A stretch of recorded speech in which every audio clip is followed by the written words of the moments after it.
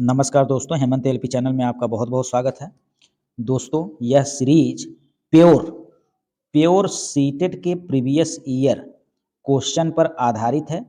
Previous year question को तो cover किया ही गया है, उसके साथ जो व्याख्या हो सकती है उसको भी कवर कराया गया है और कोशिश किया गया है सब जो है जल्दी-जल्दी खत्म कर दिया जाए। अगर आप इस सीरीज को देखते हैं तो डेफिनेटली 100% आपको बहुत-बहुत फ़ायदा होगा।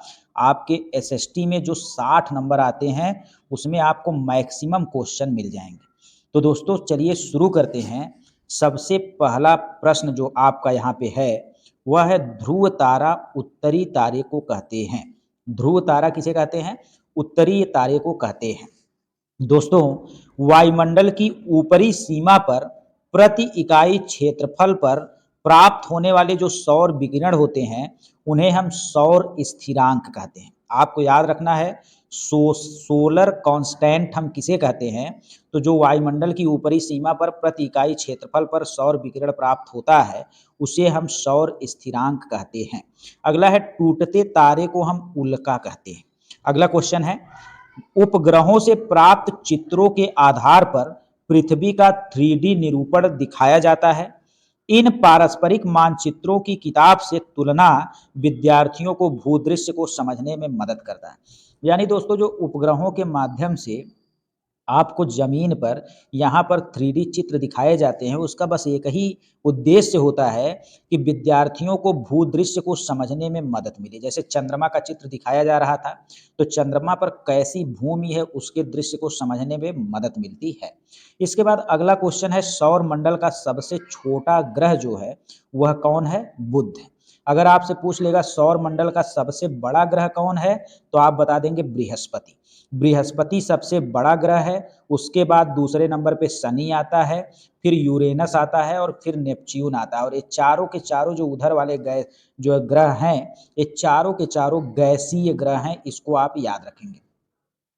पृथ्वी से छोटा मतलब पृथ्वी से थोड़ा-सा छोटा ग्रह कौन है? तो पृथ्वी से थोड़ा-सा छोटा ग्रह शुक्र है। इसीलिए शुक्र को पृथ्वी की भगिनी यानी जुड़वा बहनें कहते हैं। इसके अलावा शुक्र ग्रह जो पूरे सौरमंडल का सबसे चमकीला ग्रह है, इसी को भोर का तारा भी कहते हैं और इसी को साँझ का तारा भी कहते हैं। और यह सबसे ज़्यादा चमकीला और गर्म ग्रह इसलिए होता है क्योंकि इस पे 98% कार्बन डाइऑक्साइड की उपस्थिति होती है। इसके बाद अगला क्वेश्चन देखेंगे तो भारत में प्रोजेक्ट टाइगर जो है 1973 से प्रारंभ किया गया। इसे प्रोजेक्ट टाइगर को हिंदी में बाघ परियोजना कहा जाता है। अगला है कान्हा राष्ट्रीय उद्यान कहाँ पे है? तो दोस्तों कान्हा राष्ट्रीय उद्यान मध्य प्रदेश में है। और जंगली गधों के लिए गुजरात के कच्छ कच्छ के रन यहाँ पे कच्छ के रन में स्थित धुकुखड़ अभयारण्य स्थित है। ठीक है। अगला है वन्य जीव सुरक्षा 1972 ईस्वी में पारित किया गया। अगर आपसे पूछ लेगा वन्य जीव सुरक्षा अधिनियम कब पारित किया गया, तो आप बताएंगे वन्य जीव सुरक्षा अधिनियम जो है 1972 में पारित किया गया। सर्वाधिक जैव विविधता शांत घाटी यानी साइलेंट वैली में पाई जाती है। और शांत घाटी कहाँ पर स्थित है? तो केरल में स्थित है। अगला है भारतीय संसद द्वारा जैव विविधता अधिनियम। कौन सी अधिनियम? जैव विविधता अधिनियम 11 दिसंबर 2002 को पारित किया गया था। अगर आपसे पूछ लेगा कि भारतीय संसद में जैव विविधता अधिनियम कब पारित किया गया, तो आप बताएंगे 11 दिसंबर 2002। अगला है WWF का फुल फॉर्म पर्यावरण में क्या होता है? तो वर्ल्ड वाइल्ड लाइफ फंड जो होता है, WWF का फुल फॉर्म होता है। अगर दोस्तों आपसे पूछ लिया फूलों की घाटी कहाँ पे है, तो फूलों की घाटी कहाँ पे है? उत्तराखंड में है, उत्तराखंड में है। अगला है great dividing range. Great dividing range दोस्तों ऑस्ट्रेलिया में स्थित है, बहुत ही इंपॉर्टेंट है। अगला है दक्षिण पूर्वी यूरोप। कहाँ की बात हो रही है?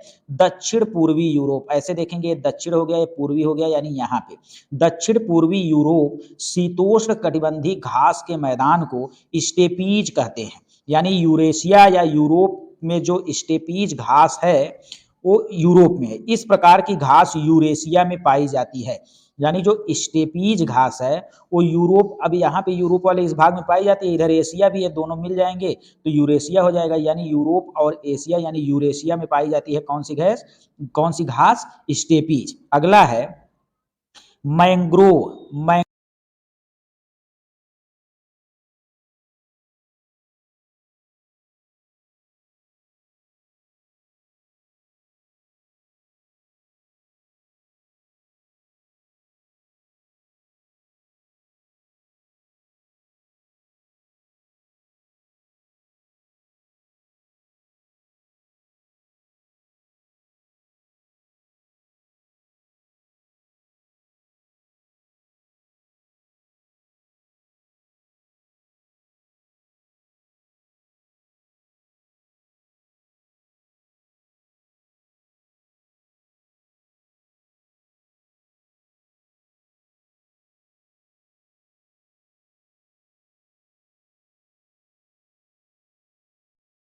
अगला प्रश्न देखेंगे, मैंग्रोव पौधे, मैंग्रोव पौधों को ही हम सुंदरी वृक्ष भी कहते हैं।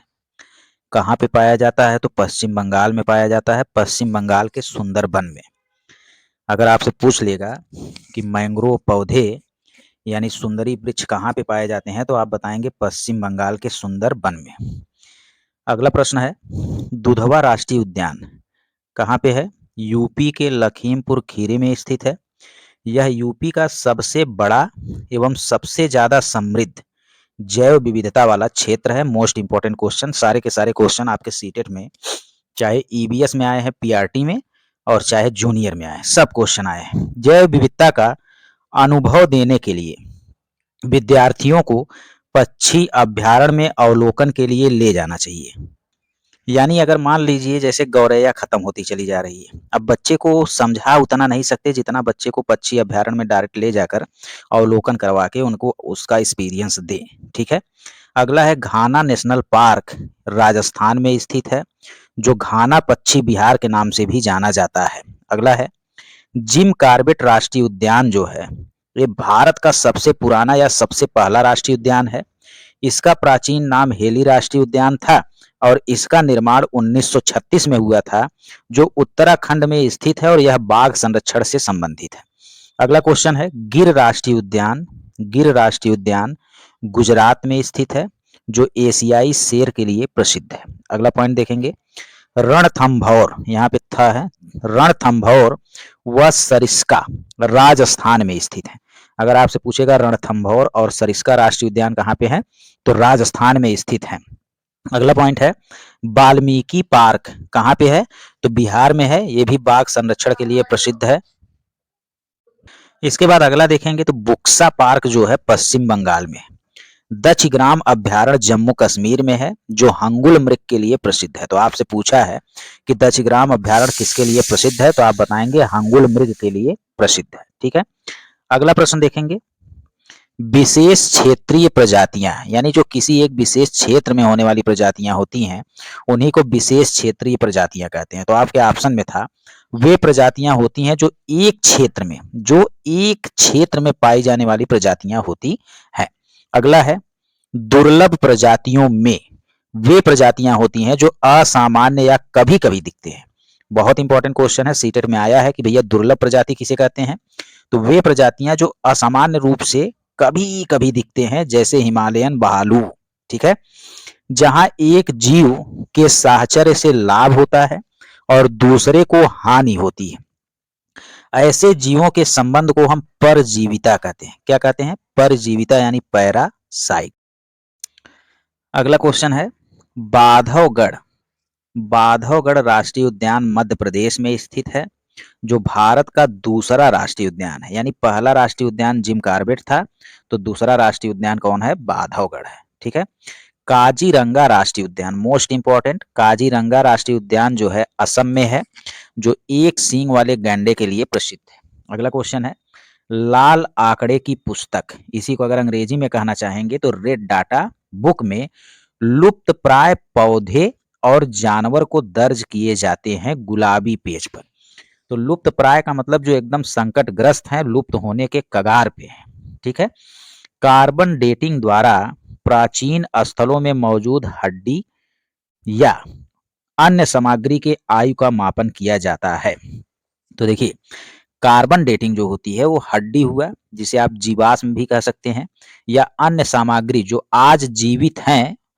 जैसे अगर मान लीजिए कोई जानवर आज जीवित है और पूछा जाए कि कितनी आयु से यह है, तो उसके बारे में हम कार्बन डेटिंग या C14 लिख के आता है, उससे पता लगाते हैं, चाहे वो पौधा हो, चाहे जंतु हो, चाहे कोई भी जीवित पदार्थ हो। लेकिन पृथ्वी की आयु का जो मापन करना होता है, तो उसे हम यूरेनियम विधि से करते हैं। ठीक है। इसके बाद भारत में पश्चिमी घाट के दक्कन जो है वो ड्राई है, शुष्क है। इसका कारण है रैन शैडो प्रभाव, यानी वर्षा छाया। ठीक है। जैसे ऐसे मान लीजिए इधर से वर्षा हो रही है, तो पानी के कण इधर नहीं पहुंच पाते हैं, तो इसी को हम छाया कहते हैं, और वर्षा हो रही है तो इसी को हम वर्षा छाया कहते हैं, और अंग्रेजी में रैन शैडो कह देते हैं। ठीक है।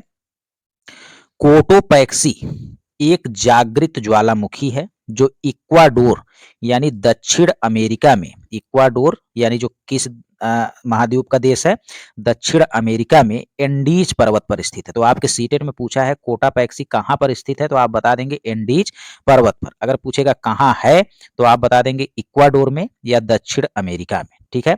अगला है कोटापैक्सी विश्व का सबसे ऊंचा ज्वालामुखी है। ब्रह्मपुत्र नदी को तिब्बत में सांगपो क्या कहते हैं, सांगपो क्या कहते हैं, सांगपो कहते हैं। अरुणाचल प्रदेश में दिहांग कहते हैं। बांग्लादेश में जमुना नदी के नाम से जाना जाता है और इसका उद्गम जो है मानसरोवर में, कहाँ पे है, मानसरोवर में है, और वह मानसरोवर तिब्बत के तुरंग जिले में स्थित है। ठीक है। विश्व की सबसे बड़ी नदी द्वीप अगर पूछे, नदी द्वीप अगर पूछे तो असम के माजुली नदी द्वीप है। पूरे विश्व का सबसे बड़ा नदी द्वीप अगर आपसे पूछे तो माजुली नदी द्वीप है, जो कहाँ पे है, असम में है। और यह किस नदी पे है, तो ब्रह्मपुत्र नदी पे है। ठीक है।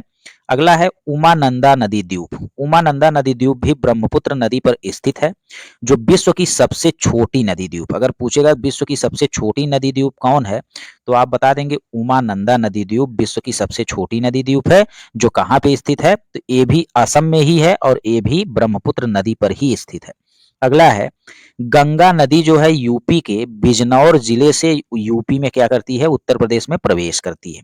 अब जैसे मान लीजिए उत्तराखंड से निकलती है, उत्तरकाशी जिले से गंगोत्री ग्लेशियर से, तो ये पहुंचती है उत्तर प्रदेश में। जब उत्तर प्रदेश में इंटर करती है तो बिजनौर जिले से इंटर करती है, फिर बिहार जाती है, झारखंड जाती है, पश्चिम बंगाल जाती है, और बंगाल की खाड़ी में क्या हो जाती है, गिर जाती है। इसकी टोटल लेंथ 2525 किलोमीटर है और केवल यूपी में 1435 किलोमीटर है। अगर बात करें गंगा नदी की सहायक नदी में, तो यमुना है, गंडक है, कोसी है, ऐसे ही और तमाम जो है गंगा नदी की सहायक नदी। लेकिन यह आपके सीटेट में देखिए पूछा है कि यमुना नदी की सहायक नदी कौन कौन सी है। तो देखिए यमुना नदी जैसे मान लीजिए ऐसे जा रही है, तो उसी में से बीच बीच में कई नदियां और इधर उधर निकल जाती हैं, तो उन्हीं को हम सहायक नदी कहते हैं। तो यमुना नदी की एक सहायक नदी चंबल है, एक बेतवा है, एक केन है और एक टोंस है। तो चारों नाम आपकी जुबान पे होना चाहिए कि यमुना नदी की एक सहायक नदी चंबल है, एक बेतवा है, एक केन है और एक कौन है, टोंस है। अगला है भारत की सबसे ऊंची चोटी गेटू गार्डविन आस्टिन है, लेकिन यह वर्तमान समय में पीओके में स्थित है। यह विश्व का दूसरा सबसे ऊंचा पर्वत है। यह हिमालय के काराकोरम श्रेणी में स्थित है, जिसकी ऊंचाई 8611 मीटर है। माउंट एवरेस्ट जिसकी ऊंचाई आप कह सकते हैं 8848 या 8850 या 8900, तीनों में से कोई भी सीटेट में आ सकता है। तो यह माउंट एवरेस्ट यानी 8900 मीटर जो है, और माउंट एवरेस्ट का जो है भाग ज्यादातर नेपाल में है। या माउंट एवरेस्ट के बाद दूसरी चोटी है केटू गार्डविन आस्टिन। भारत की सबसे ऊंची चोटी कंचनजंगा है। क्यों सबसे ऊंची चोटी कंचनजंगा हो गई, क्योंकि केटू जो है पीओके में है। पहले तो अगर ऑप्शन में केटू है तो उसी को मारेंगे, लेकिन केटू नहीं है तो कंचनजंगा को मारेंगे। इसकी ऊंचाई 8598 मीटर है। किम्बरले पठार, देखिए किम्बरले पठार जो है वो ऑस्ट्रेलिया में स्थित है। इसके अलावा मैकडॉनेल और हार्मसेल पठार भी जो है कहाँ पे स्थित है, ऑस्ट्रेलिया में ही स्थित है। अगला है विश्व का सबसे ऊंचा पठार तिब्बत का पठार है। ठीक है। भारत का सबसे ऊंचा पठार लद्दाख का पठार है। ठीक है। अगला है हमीरपुर, ललितपुर और झांसी, ये सब बुंदेलखंड पठार के भाग हैं। मैटूर बांध जो है वो कावेरी नदी पर स्थित है, जो जो तमिलनाडु में स्थित है। तो आपको यहाँ पे ट्रिक मैंने बताया कि मटर का मिल, यानी मटर का मतलब मेट्यूर बांध, और का मतलब कावेरी, और मिल का मतलब तमिलनाडु, यानी मेट्यूर बांध जो है कावेरी नदी में है और तमिलनाडु पर बना हुआ है। ठीक है दोस्तों, इस तरीके से आपके पहले टॉप 50 क्वेश्चन जो हैं एसएसटी के खत्म हो गए। अब इसके बाद दूसरे पार्ट में हम लोग टॉप 50 और पढ़ेंगे। आप इस पूरे सीरीज को अगर आप देख लेते हैं तो एसएसटी का मैक्सिमम क्वेश्चन आपका हो जाएगा, अगर थोड़ा सा आप पूर्व ज्ञान रखते हैं। धन्यवाद दोस्तों।